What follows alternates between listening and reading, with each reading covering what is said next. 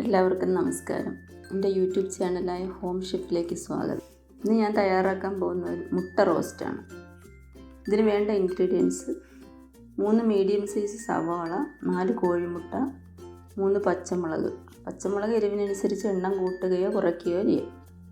പിന്നെ ഒരു ചെറിയ കഷ്ണം ഇഞ്ചി, കറിവേപ്പില, 1 ടീസ്പൂൺ പഞ്ചസാര, 1/4 കപ്പ് എണ്ണ, 1.5 ടേബിൾ സ്പൂൺ മുളക് പൊടി, 1 ടീസ്പൂൺ മല്ലിപ്പൊടി, 1/4 ടീസ്പൂൺ മഞ്ഞൾപ്പൊടി, 1/2 ടീസ്പൂൺ ഗരം മസാല, ഒരു മീഡിയം സൈസ് തക്കാളി.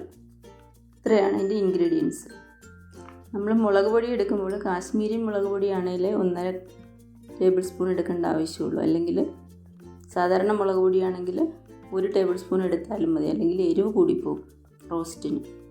ഇനി നമുക്ക് എഗ് റോസ്റ്റ് തയ്യാറാക്കുന്നത് എങ്ങനെ നോക്കാം. ഒരു പാൻ എടുത്ത് ചൂടാകുമ്പം 1/4 കപ്പ് വെളിച്ചെണ്ണ ഒഴിക്കണം. അതിലോട്ട് ചെറുതായി അരിഞ്ഞു വെച്ചിരിക്കുന്ന സവോള, ഇഞ്ചി, പച്ചമുളക്, കറിവേപ്പില ഇവയിട്ടിട്ട് നന്നായിട്ട് വഴറ്റണം. കുറച്ച് ഉപ്പും കൂടി ഇട്ട് കൊടുക്കണം, അന്നേരം സവോള എളുപ്പം വഴന്ന് കിട്ടും.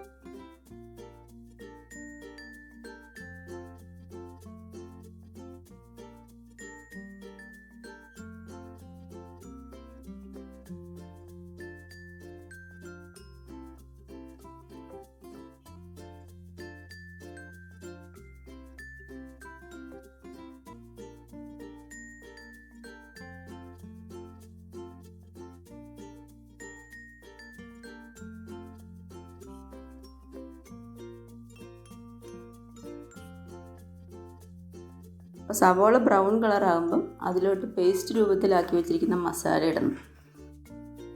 പേസ്റ്റ് രൂപത്തിലാക്കുന്ന മസാലപ്പൊടികൾ മുളക് പൊടി, മല്ലിപ്പൊടി, മഞ്ഞൾപ്പൊടി ഇവ അല്പം വെള്ളം ചേർത്ത് പേസ്റ്റാക്കി നമ്മൾ നേരത്തെ വെക്കണം. അത് ഈ സവോളയുടെ ഇതിനകത്തോട്ട് ഇട്ട് കൊടുക്കണം.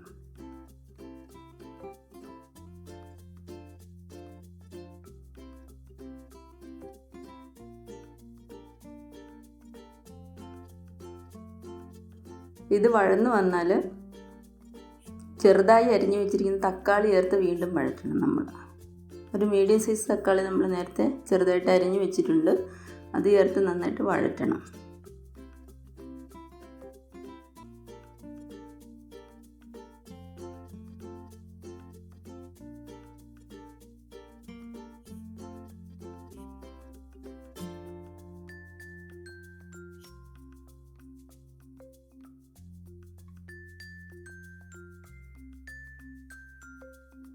അത് കഴിഞ്ഞ് വേണം ഗരം മസാലപ്പൊടി ഇടാൻ.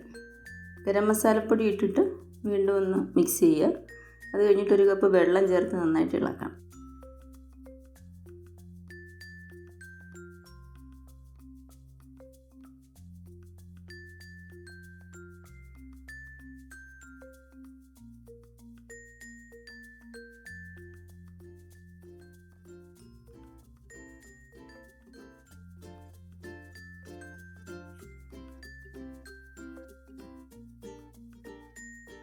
ഇത് തിളച്ച് വരുമ്പോഴത്തേക്ക് ഉപ്പ് നോക്കണം. ഉപ്പ് നമ്മൾ നേരത്തെ ഇട്ടിട്ടുണ്ട് സവാളയ്ക്ക്, അത് പാകമാണോ എന്ന് നോക്കണം, അല്ലെങ്കിൽ കുറച്ചുകൂടി ഇട്ട് കൊടുക്കുക. പിന്നെ അടുത്തതെന്ന് പറഞ്ഞാൽ പുഴുങ്ങി തോട് കളഞ്ഞ് വെച്ചിരിക്കുന്ന മുട്ട എടുത്തിട്ട് ചെറുതായിട്ട് വരയണം. പിച്ചാത്തി ഉണ്ടെങ്കിൽ ചെറുതായിട്ട് വരഞ്ഞിട്ട് ഈ ഗ്രേവിക്കകത്തോട്ട് ഇട്ട് കൊടുക്കണം.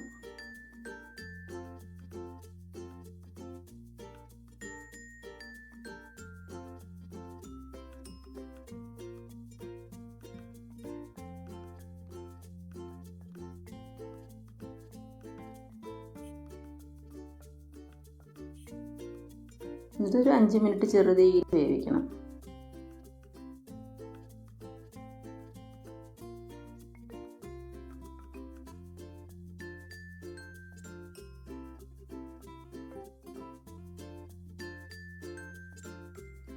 ഇത്രയേ ഉള്ളൂ, നമ്മുടെ എഗ് റോസ്റ്റ് ഇപ്പോൾ റെഡി ആയിട്ടുണ്ട്.